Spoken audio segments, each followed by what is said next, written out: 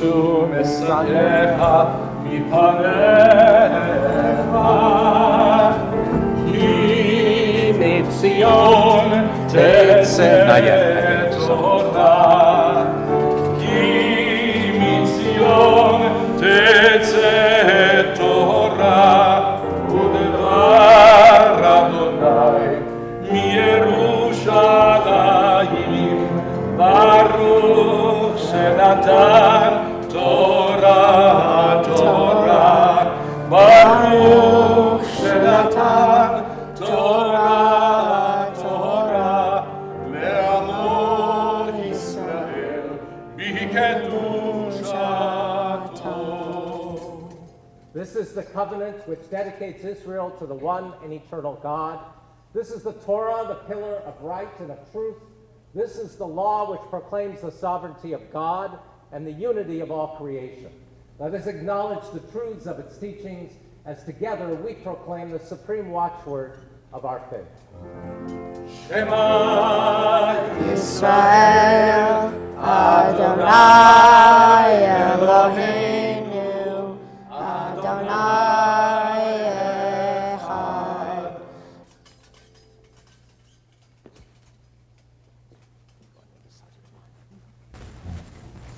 As I look at this family and consider both sides, their history, emerging out of Europe as survivors of the Holocaust, and then looking at Jacob at the end, a fulfillment of dreams that at one point may have been dashed completely. The significance of this moment is particularly poignant. In a moment, I'm going to be passing this particular Sefer Torah through the generations of Jacob's family. It is about 300-year-old Torah. It is not kasher to be read. It's not fit to be read because it was so damaged during the Holocaust years, but was one of about 1,600 collected by the Nazis and stored in a warehouse in Poland that would eventually be the beginnings of a museum of Judaica, fine Judaica from all over Europe, to mark the extinction of the Jewish race, very much the way the Arch of Titus in Rome marks the destruction of the Second Temple in Jerusalem. This Torah scroll was recovered by the Allied troops, and we are the proud holders of one of these scrolls. On the top, a crown of at least a century old from Amsterdam. There's much history in this particular scroll. We can't even begin to fathom what that history is. It's said that anyone who hears the words chanted from a particular scroll, or sees the words, or touches that scroll, attaches his or her soul to it. So you can only imagine how many generations, how many thousands and thousands of Jews from the former Czechoslovakia and beyond touched and experienced this scroll, and we are about to do the same as it's passed through the family to Jacob.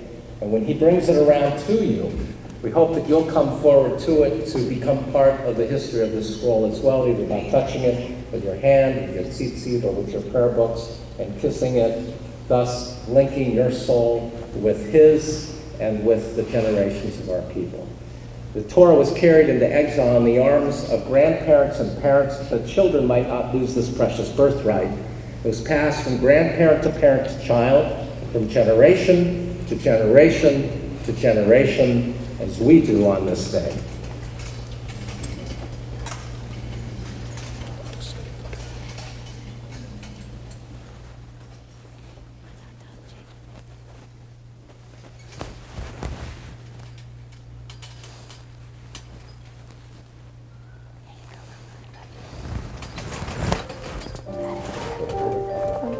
Put your arm around, put your bottom one around the top.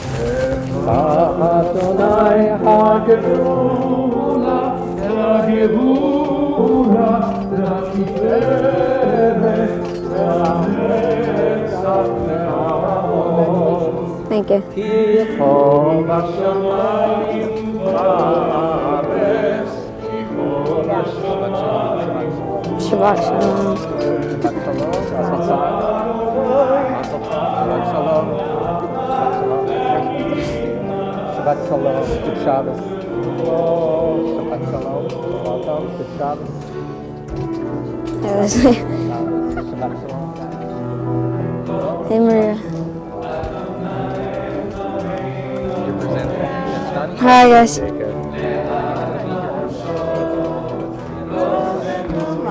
Thank you.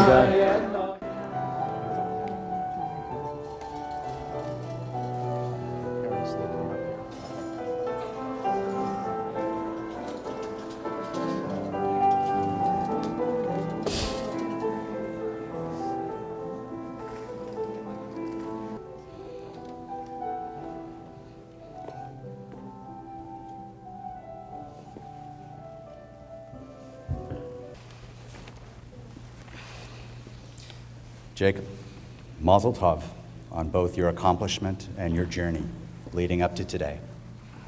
I know it's been very hectic for you, reading Torah, considering and articulating your own thoughts on this week's Torah portion, keeping up in school, practicing your soccer, raising funds for the Police Activities League, and of course, keeping up a social life. While you may want to take a breath after today, and you do deserve it, my wish for you, Jacob, is that you take from this journey the richness of life's many opportunities to learn, to play, to contribute to others, and to see how much you've grown during this period of time. Judaism stresses the importance of not just learning ethics and ideals, but of taking action. And Jacob, considering the way you've devoted your bar mitzvah to helping other kids enjoy the rewards of organized soccer, I think you're off to a great start. I admire what you're doing, Jacob. I also wish for you that today's accomplishment becomes just the platform for your continued Torah learning into adulthood. Like the Jacob of biblical times who wrestled with God, to be renamed Israel, to struggle with God, I am impressed that you do not blindly accept everything that you learned in school here. May you continue to ask questions, to challenge, to struggle, and foremost, may you continue your thirst for further Jewish learning. Finally, Jacob, it is said that acts of daily kindness are required to keep the Torah fresh. At your core, you are such a kind person, Jacob. I see your being a true leader in whatever community or canvas you find yourself in your future. May you always retain this kindness towards others. I'm intensely proud of you today, and I love you very much.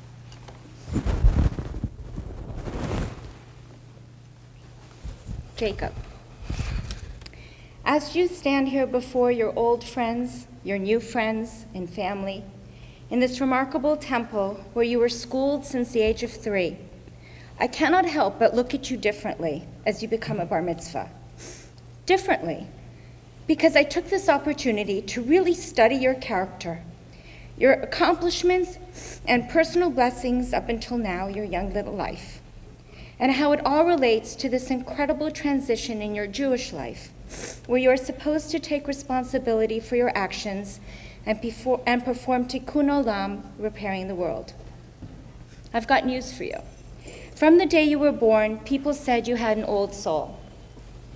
This observation came from the way you looked at life through your big brown eyes, the way you responded to adults at such a young age, and the way you treated the world around you, from the rocks on the ground to the bugs in the earth. Everything you did was with complete spirit, emotion, awareness, and depth. Everything you continue to do is with complete spirit, emotion, awareness, and depth. Nothing escapes your heart, including those less fortunate than you. Witness your bar mitzvah project that has become as grand as your determination to help others when you can. I've often told you to stand up for what you believe in, even if you stand alone. Today, you do not stand alone, as I will always be there for you. I love you, Jacob, more than you'll ever know. Mazel tov, and may God protect you always.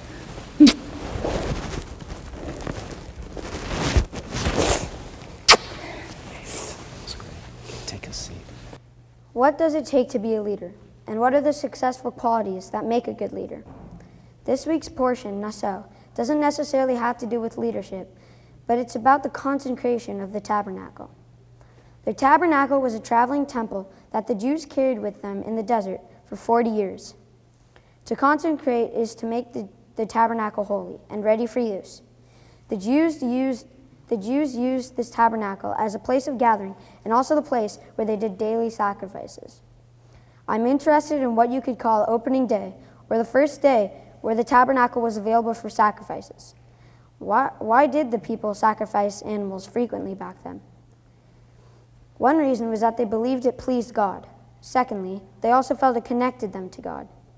The word for sacrifice in Hebrew is korban. This literally means to get close to. Now on opening day, some random guy named Nachshon, son of Aminadav, was somehow the first guy to offer a sacrifice at the tabernacle. The Torah never tells us why Nachshon was the first to have the honor of offering sacrifices to God. Out of all the biblical people, why would it have been Nachshon instead of Moses, Aaron, Miriam, and all the Kohens? As it turns out, Nachshon isn't just some random guy. During the Exodus, when the Jews are being chased down by the Egyptians, they came to the Sea of Reeds. They froze and didn't know what to do. Moses decides to pray to God and ask for guidance. Now, while Moses is praying to God for help to get them around this obstacle, this guy named Nachshon walks through the crowd and just jumps into the water and starts to swim. Then almost instantly, after his head is completely underwater, the Sea of Reeds parts and the Jews escape. Going back to the qualities of a leader, Nachshon had some of these qualities, such as daring or risk-taking. Leaders try and envision the next step and what to do. They try new things even though they are uncertain what the outcome might be. These are the qualities of Nachshon. I think to be a leader, you also have to be able to do acts of unselfishness. Nachshon wouldn't make anyone do anything he wouldn't do. A lot of great leaders apply that rule. He stays calm in the midst of chaos. I picture the Sea of Reeds at that time, with people shouting, panicking, and not knowing what to do. Then Nachshon, not participating in all this, just makes his way through the crowd silently and calmly acting. I also wonder, does faith play a role in this Torah portion and in leadership? Did Nachshon think about saving himself? The Jewish people are neither. I think if you've got the qualities of a leader, you would use them to save people or create a better scenario. Therefore, Nachshon did jump into the water, setting an example for his fellow Jews. He doesn't wait to be asked by anyone. He does it on his own, a drive, a force. He has acted on his own will, maybe or maybe not to save himself or the Jewish people. Nachshon has acted this way because he is a leader.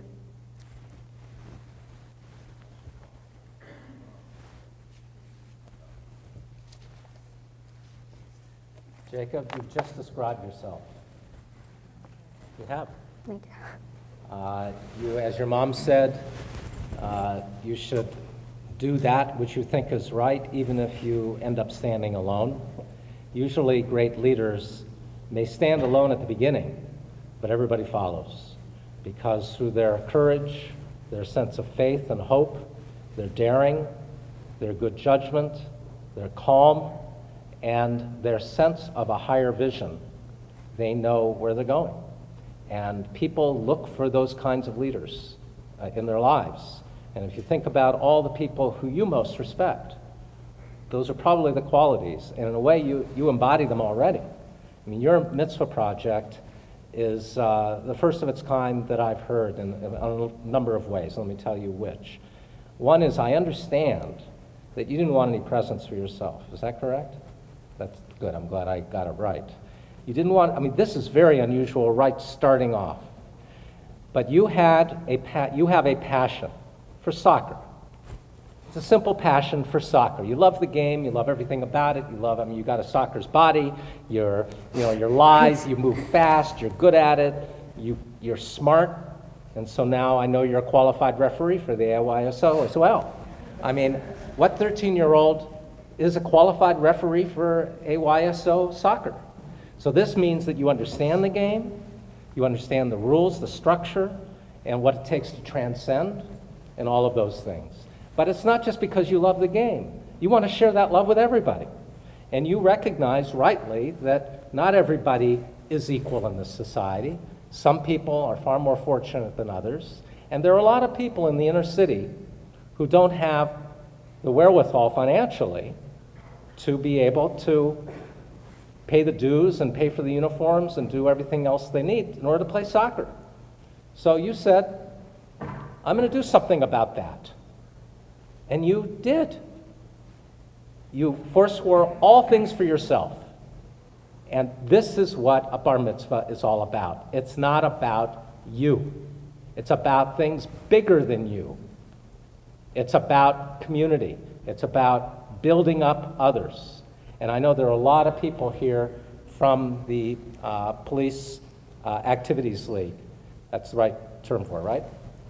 And I know they're here to honor you and to celebrate you because of what you've done for disadvantaged kids from the age, I think, of 6 to 17, who, right. and your goal was to raise money for 2 years for a group of kids so that they could enjoy what you enjoy. Kol hakavod lecha. All respects to you. Thank you. This is what we hope for in B'nai Mitzvah. In terms of leadership, you've set a standard. You took initiative. You said, I can do it. You created something from nothing, and people are going to benefit for it. And not just for soccer, but I know the Police Activities League is also interested in giving things for kids from the inner city something to do so they don't go a different way in the life of crime. So you've also contributed to the well-being of this community in this small act, which isn't so small. So again, I say, Kol hakavod lecha. You are the opposite of Samson in the sense of that you have used the power of your mind, your heart, and your spirit to be a very powerful presence. It's not about physicality, though soccer, you got to be in good shape, and I know you are. But it's about what you do with that. And if you look at all of the great athletes in the world, and right now I'm thinking mostly of Kobe, who's grown a lot in his role, but he too is smart, and his willfulness creates new worlds, just as your willfulness has created new worlds. So Jacob, Yaakov, you are not one who follows. You are Yisrael. You are one who struggles with God, prevails, and creates new worlds, and becomes our example. And I would just say one thing to you, just file this. If you ever want to talk about becoming a rabbi, you call me, because we need more people like you. Okay? Thank you. This Torah portion also has the Birkat Kohanim, the blessing of the priest, the Yivarechecha. And this is all about the priest, or the rabbi in this case, invoking God's light to flow through him into the one being blessed, so that your heart and soul are open to that which is far more ineffable than any of us. At the beginning of the service I said, I told everybody, look, da lifnei mi ata omed, look before whom you stand. It is God's power that will inspire us to move forward like Nachshon did.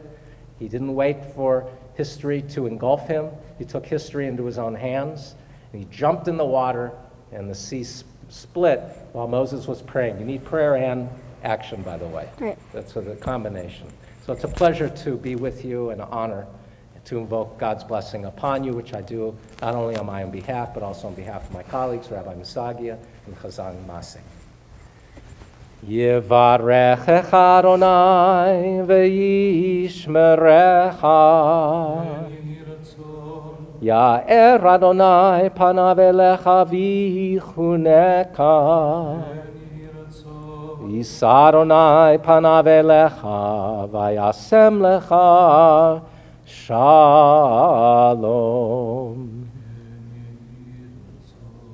May God bless you and keep you. May God's light shine on you and be gracious unto you. May God lift up the divine countenance upon you, grant you peace. Amen. Thank you.